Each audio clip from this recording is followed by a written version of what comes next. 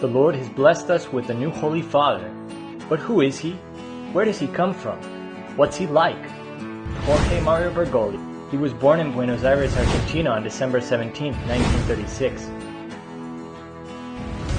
His dad was a railway worker, his mom a housewife. Together they raised Jorge and his 4 siblings.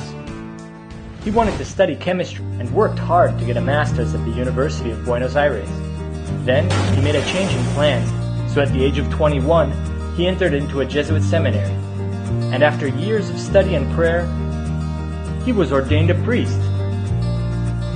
As a priest, he welcomed a life full of happiness, and he has been able to help others in so many ways. In addition to administering the sacraments, he has been a teacher, a guide for young Jesuits, and yes, till this day, a great lover of soccer. His favorite team is Argentinian Club San Lorenzo. After a few years, his community asked him to serve his brothers as provincial superiors, then as rector of the seminary. And if you think that's a lot, then God called him to become a bishop. And while his responsibilities grew and grew, he knew that the best way to serve was to be humble, to stay close to the Lord in prayer, and to be faithful to the church.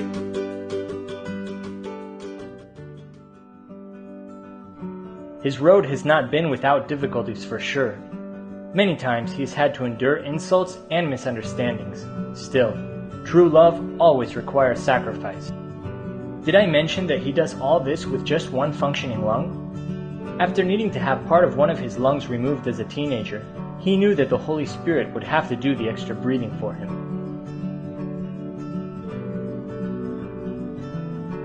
After a few years of being bishop, when he thought that was a lot, the Holy Father, John Paul II, made him a cardinal, an important job with all sorts of tasks.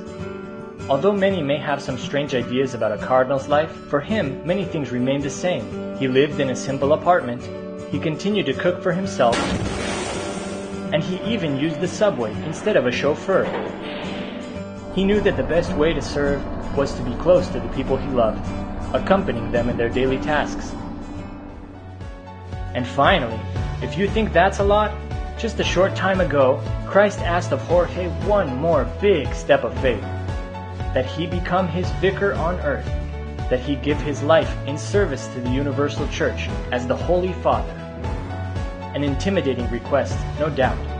But as we have seen, Jorge had trusted in the Lord his whole life. Through the hard times and the good times, he had always striven to say yes to the Lord, and he wasn't going to stop now.